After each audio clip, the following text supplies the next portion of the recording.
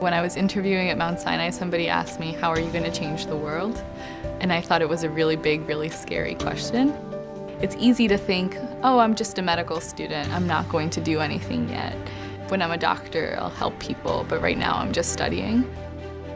I am making a difference, even as a medical student here at Sinai, to be able to serve the community that we're part of. Wanting to be a doctor is rooted in wanting to create opportunities for other people, and health is part of that toolkit. We come from completely different backgrounds. People have very different experiences, totally different passions. And so I don't think there is a typical medical student here. And I think that's a real strength.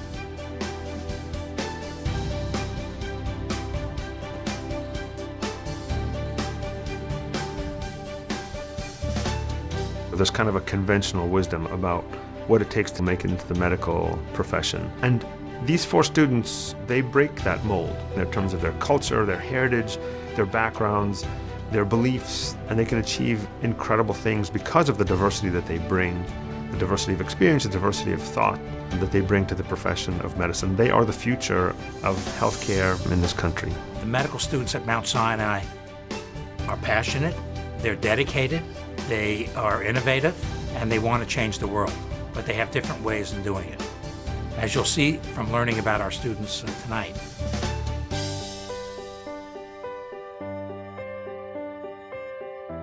I grew up in a small town in Kentucky. It's always a little trite to start with where you started, but that is where I started. My mom was a dance teacher, and my dad is a family practice doctor, so I'm sort of doing the unexpected version of what you would expect. I danced in New York for about a decade, but I always knew in my heart that I would be a good doctor. I do think ultimately I'll be a very good doctor. I've always felt like I've been a good listener. People are willing to tell me things they might not tell other people. Perhaps that comes from being a gay guy and living a little bit on the outside of things and seeing other people's relationships.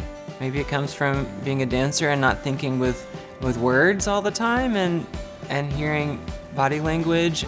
I have a deep understanding of the body that I don't think most people in medicine have because of my experience inspecting my own body and using it as an artistic tool. I hope that we're all changing medicine by the moment we maintain eye contact, by having a real conversation with people. Sinai selects students who want to understand the difficulties of other people and want to address those difficulties. They want people who have alternative backgrounds. I think they wanted me for those reasons.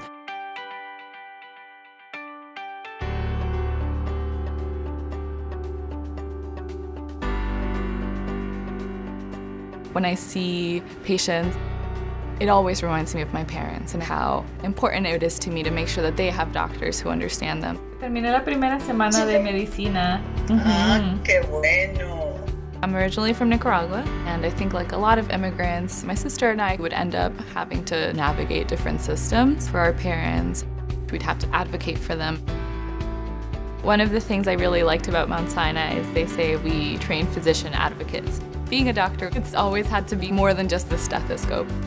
Patients only spend like a fraction of their lives in front of me in clinic. So if I'm not doing anything to make sure that they have access to food at home and can even come to the doctor, then I'm not doing enough. I'm a third-year student at Mount Sinai. I'm part of the Primary Care Scholars Program, which means I get special teaching in how to provide primary care services to underserved communities. And one of the things that motivates me to be in medical school is to be that person and to help advocate for them, and maybe not to speak for them, but to amplify their voice. What wakes me up every day and gets me to show up is to remember that I need to give back to the people that got me to where I am. Happy birthday to you. Happy birthday, dear.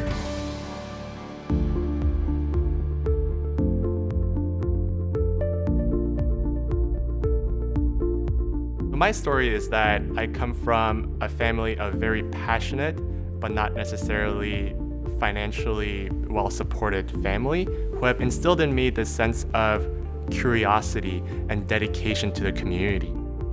All my family, including my parents, have grown up in the rural countryside in South Korea. They didn't grow up with electricity. There were no phones. They had to cross rivers to attend their elementary school. My parents wanted to provide that same sense of expanded opportunity to my brother and me. I wanted to come to Sinai to conduct cutting-edge research and provide the clinical care to the less fortunate population. This is the path I wanted to take. For my PhD thesis, I'm developing software that synthesizes information from biomedical imaging such as CT scans and the radiology reports to flag high-risk patients that should be looked at by the radiologist first.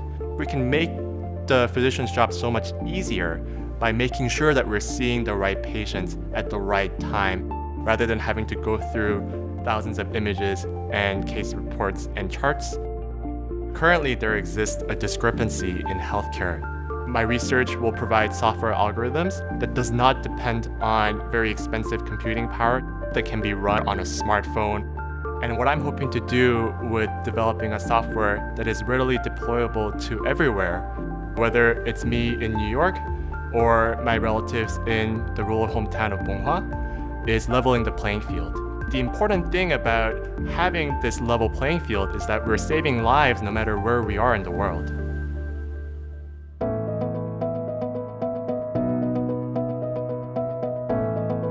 My spirit of wanting to give back is all tied into being Nigerian American. And I remember when I was young, one of the first memories I have of Nigeria, I think I was, maybe 10 or 11, and we went back to Ukpor, the village that my father's from.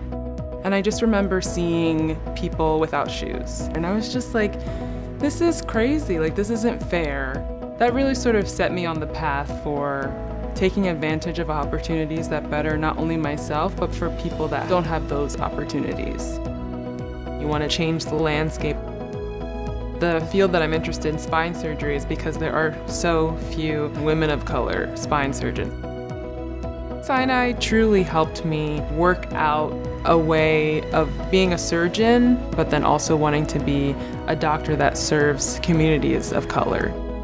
I felt that if I was going to really serve in an underserved community, that I needed to be a primary care physician on the front lines. And that knowing that you can do it all is something that I wouldn't be able to have come to that conclusion without talking it through with my mentors and the support system that I've made here at Sinai. It's so surreal when I'm scrubbing in, putting on my gloves, the lights are on me. I just never would have thought that I would be here. I think I would like the board of directors and everyone watching this to know that, as much as I chose Sinai, Sinai chose me. Who I am has really been nurtured by this place, and it's a relationship that I'm really thankful that I'm a part of.